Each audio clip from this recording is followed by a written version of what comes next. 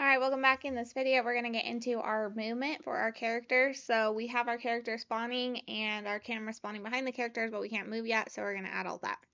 This is going to be very, very similar to what we did for the programming tutorial, so we're going to go through it pretty quickly. But if you need to slow down and remember how to do the input system, then do that. So for organizational purposes, I'm going to add or right-click and add a folder called input, and I'm going to put all of our input stuff in here. Remember that I do have extra stuff in this project as well. This is the mannequin that I added, platformer stuff. You don't have to worry about that. All right, so in our input folder, we're going to right click and we're going to go down to input and we're going to add an input action and we're going to call this move. We are also going to right click and go down to input and add another input action and we're going to call this jump. Now, because we want our camera to be more static, in this instance, we're not going to do what we did in the programming one where we added the camera where it could just move with the mouse. Instead, we kind of want our camera to stay static as our character platform. So we're going to have that be a little bit different. So then after we have our input actions, we are going to modify them a little bit. So we are going to double click our IA move or input action for move. We're going to change the value type from a bool, which remember is just on or off, true or false, and we're going to change that to be an axis 2D so that we can move in all 2D directions, forward, backwards, left, and right. And jump can stay a bool, so that's where it is. But we do have 2 unsaved down here. Again, it's right where my head is, so like I have a hard time seeing, but there is like a little thing that tells you when things are unsaved. Make sure you're saving as you go. And that everything, so that if the engine crashes, you don't lose everything.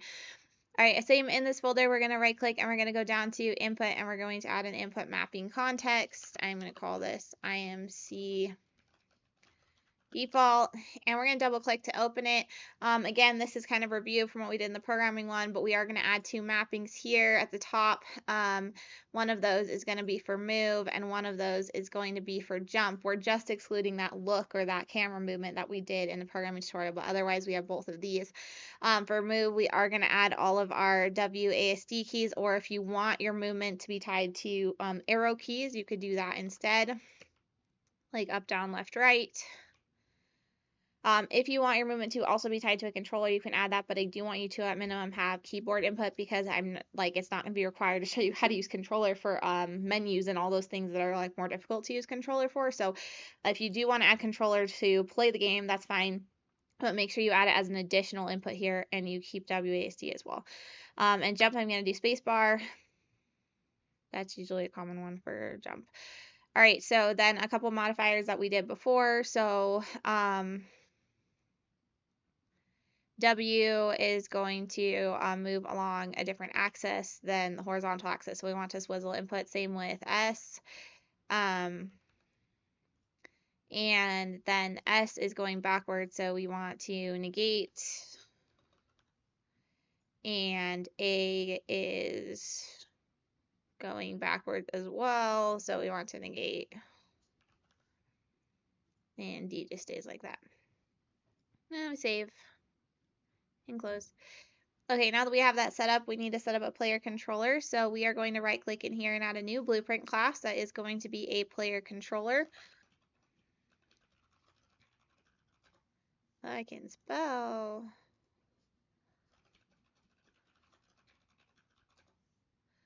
And I'm going to double click to open it. And remember, no, don't just call it player controller by itself because that already exists in the engine and that'd be a problem if you did that.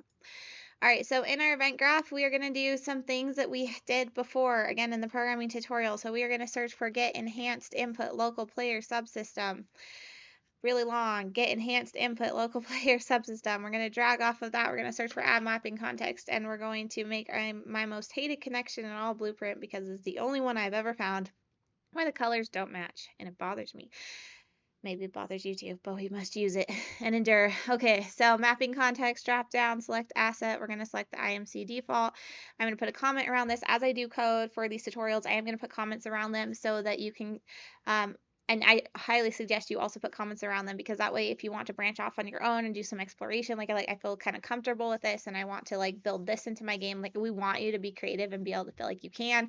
If you're feeling overwhelmed, like you don't have to, but we want you to feel like you can. So I highly suggest adding comments. I will put a suggested comment, and then please you write what like makes sense to you so you can remember what this code does. So if you ever want to come back to it in the future, or you want to expand on it or be creative with it, you can understand what's happening.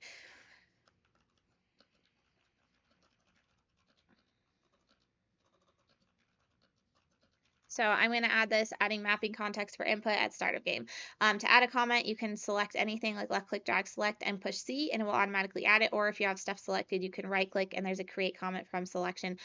Either one will work. If you just want to add like a floating comment, you can do that as well. Sometimes it doesn't like me. Maybe it's, yeah, add comment, and you can just add a comment without like any blueprint notes either. So whatever is helpful for you to remember stuff, make sure you're documenting it as you go. All right, let's compile and save, make sure that's all good. Then we are going to search for event on possessed, not possessed. And then we're going to right click this possessed pawn and promote it to a variable. We're going to rename this variable over here on the left in the My Blueprint to my character. And this is creating a reference to the character so that we can access that and use it as we need to here for our input actions.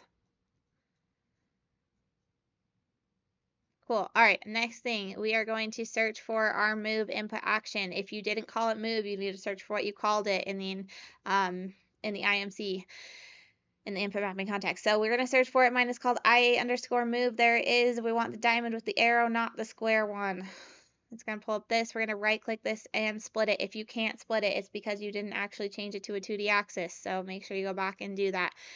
We are also going to search for our jump. Again, I called mine IA jump, and we're going to get that diamond with an arrow. Whatever you called it is what it's going to be. This one is a bool. That's great. We are going to do this drop down for this one. All right, so then we're going to grab the character. And we are going to get control rotation from this character. And then we are going to split this, right click split, and we are going to get right vector. So I'll make sure I have this correct. Okay, yeah. And we're going to split this.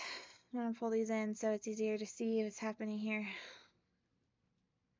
And we are going to connect the X and the Z, and we're going to grab this and we're going to say add movement input. Actually, that's going to drag the character, add movement input.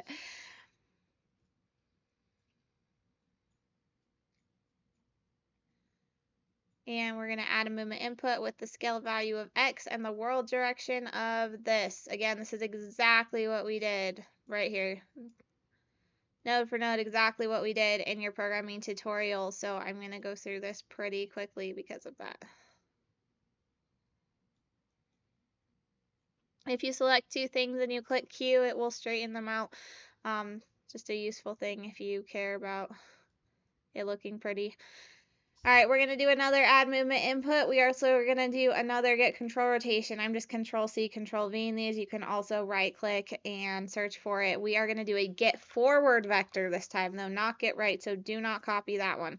This is a common mistake I see kids make all the time in our movement. So this one is get forward, that one is get right, but get control rotation is the same.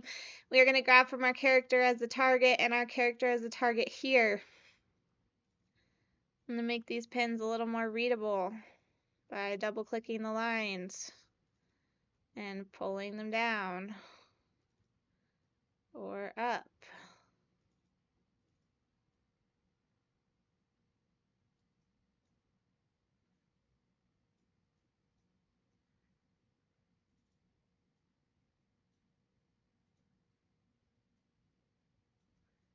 That and that one to line up. We can hit Q. Do that there. This time we are just going to connect the Z and return value into world direction, and scale value is our Y over here. So double clicking those lines adds those dots if you want to organize the code a little more. I'm going to move these up a little bit. I'm going to select all of this and add our comment. This is our movement input. Again, whatever note you want to make to yourself to remember what's going on here and what's happening so that you can keep it organized, because this can become a really big project. All right, so we're going to pull this over here. My screen just decided it's going to die on me right in the middle of this. Let me pause this for a sec. Oh, it came back. Hooray. Okay, so that's our movement input. Let's add our jump input and then we can test it out. So for our enhanced input action jump down here that I searched for jump and I got that, I am going to grab my character and I am going to search for jump.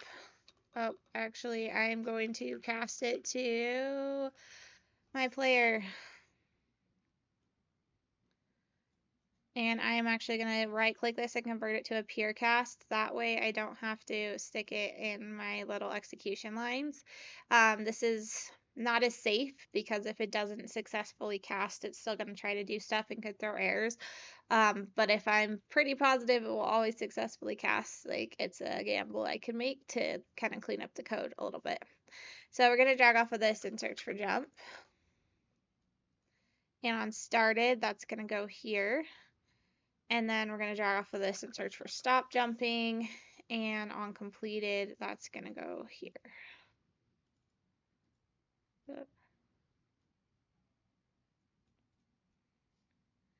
All right, compile, save, put all of this in a comment, jump input, and there's our beautiful code for player controller. We're going to go back to our map. We're going to go to edit and project settings, and we're going to go into maps and modes, and we're going to change the player controller class here to the one we just made. And we're going to play, and we should be able to move. Oh, that's going to be bad for me, because I'm going to die. Okay. And we should be able to jump. Now, a couple things we can mess with. Notice my character can't even make it up this jump. You can mess with the max jump height. You can mess with double jumping if you want to. So I'm going to show you those couple things. So if you go into your character and you click on the movement component and you search for jump, there is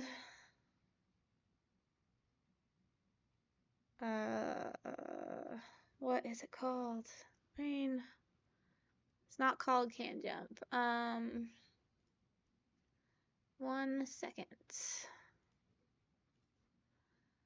I will find it. Oh, great.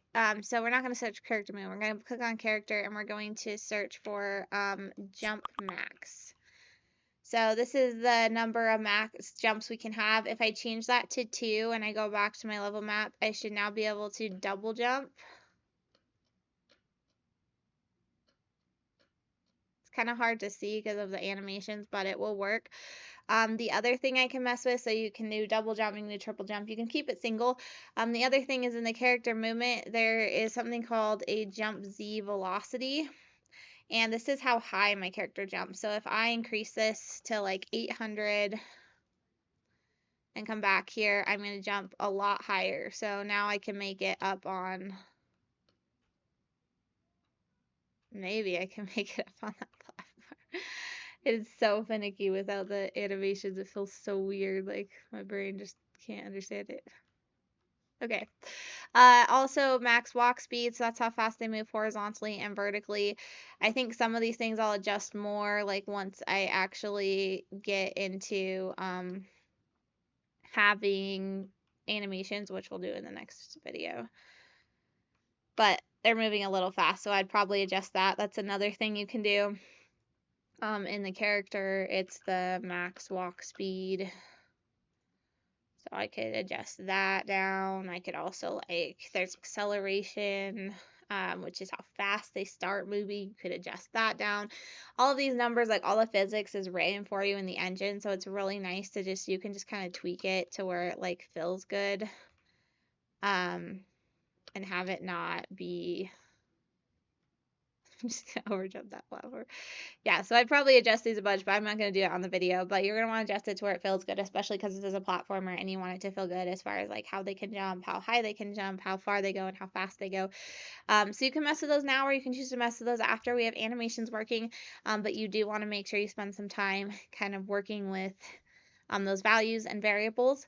The last thing that we are going to do is make sure, because it's a platformer and in order to test it, like we really need to have a way to die and respawn, because otherwise we're just going to show errors all the time every time we fall off the edge. So we are going to add a kill Z. We're going to search over in our world settings. If you don't have world settings open, you can go to window and trigger the world settings to open over here. We're going to search for our kill Z, and right now it's super low. Remember, my lowest platform I put it 0 0 0, so I'm going to trigger this like negative 200. We can test that out. We fall off and we should just like disappear, which is great. Obviously not respawn. We will actually get to respawn later, but for now, we just want at least to have a point of kill Z so that we don't just fall forever and we can just escape and like try again. So make sure you have your kill Z relatively low. Make sure your character can move, make sure they can jump. And again, you can mess with those values to make it nice now, or you can do that after we get animations working.